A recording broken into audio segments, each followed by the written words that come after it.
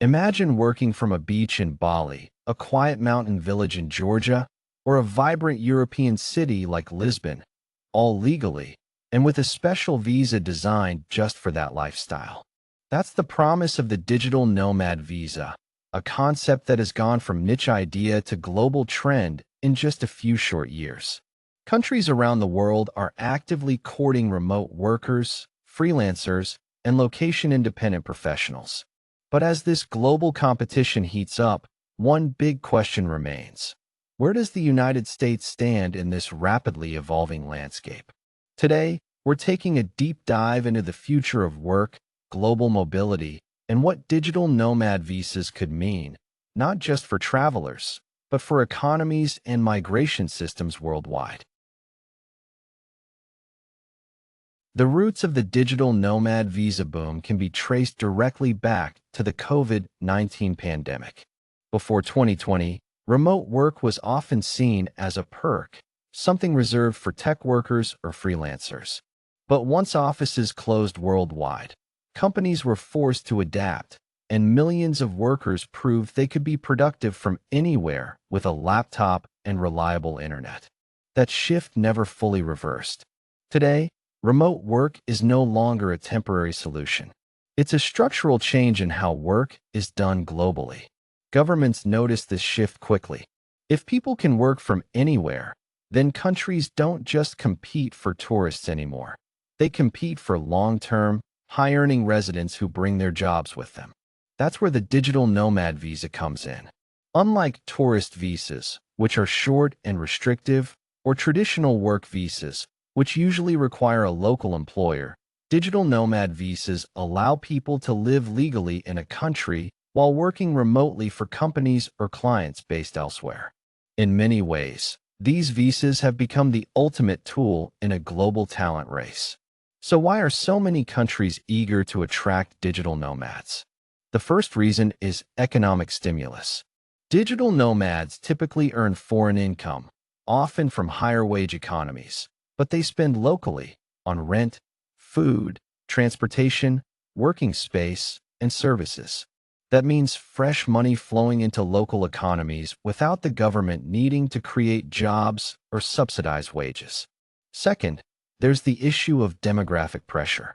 Many countries, especially in Europe and parts of Asia, are facing aging populations and shrinking workforce. While digital nomads don't take local jobs, they still help sustain communities, especially in smaller cities and rural areas struggling with population decline. Third, digital nomads help countries project soft power. They become informal ambassadors, sharing local culture online, building international networks, and sometimes launching startups or partnerships that wouldn't otherwise exist. In short, for many governments, digital nomad visas are seen as low risk, high reward. Another reason why digital nomads are gaining so much attention is that they quietly redefine what immigration looks like in this modern age. Traditionally, immigration meant permanence, moving to a country to live, work, and settle long-term. But digital nomads don't always fit that mold. Many are mobile by design. They stay for a year or two, contribute economically, and then move on. For governments, this creates a new category of residents, people who aren't tourists, but who also aren't traditional immigrants. Some countries that entered the digital nomad visa space early enough are already reaping the benefits. Portugal is often cited as one of the biggest success stories. Through programs like the D7 visa and newer digital nomad pathways, Portugal has attracted thousands of remote workers. Affordable living costs, strong infrastructure, and a clear residency pathway have made it a top choice. Spain followed with its own digital nomad visa, offering legal residence, favorable tax treatment for some applicants, and access to one of Europe's largest economies. In Southeast Asia, Indonesia, particularly Bali, has proposed long-term digital nomad visas, some extending up to 5 years, aimed at formalizing what has long been an informal nomad hub. Meanwhile, emerging contenders are stepping up. Caribbean nations like Barbados and Antigua have launched remote work visas designed to revive tourism-dependent economies. Eastern European countries such as Estonia, Georgia, and Croatia have created flexible options that appeal to freelancers and tech workers. What makes these visas attractive? Common features include clear income thresholds, long stays, often 1 to 2 years or more, legal certainty compared to tourist visas, access to local banking and services. For remote workers, these visas offer something invaluable: stability. Now let's talk about the United States. Despite being home to many of the world's largest remote-friendly companies, the U.S. does not currently offer a true digital nomad visa.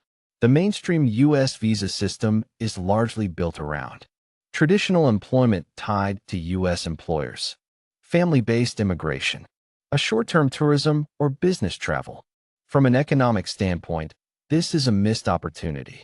A U.S. digital nomad visa could attract high-earning professionals, entrepreneurs testing the U.S. market, remote workers who want long-term access without permanent immigration. However, the barriers are not economic. They are political and structural.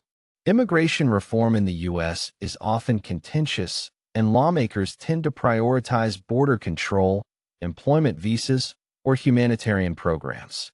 Digital nomad visas simply haven't gained enough momentum in Congress yet. At the moment, there are no major legislative efforts focused specifically on creating a U.S. digital nomad pathway. For the United States, the stakes are high. By not adapting, the U.S. risks losing out on global talent, innovation, and soft economic growth. On the other hand, introducing a well-designed digital nomad visa could boost local economies, strengthen global influence, modernize the immigration system for the remote work era. Whether the U.S. chooses to act or continues to sit on the sidelines remains an open question. Looking ahead globally, the digital nomad landscape is likely to become more competitive, not less. More countries are expected to introduce digital nomad visas, while others may refine their programs, offering specialized options for tech workers, creatives, or entrepreneurs. In 2026 and beyond, we're likely to see more tailored nomad visas, increased competition on tax incentives, clearer paths from nomad status to residency. The world of work has changed, and immigration systems are slowly catching up. Digital nomad visas are no longer an experiment. They're becoming a permanent feature of global mobility. The real question now is who adapts soonest and who gets left behind. That's something we will get to discover in the coming few years. If this video helped you understand the global digital nomad trend and what it could mean for the US, tap like and let us know in the comments.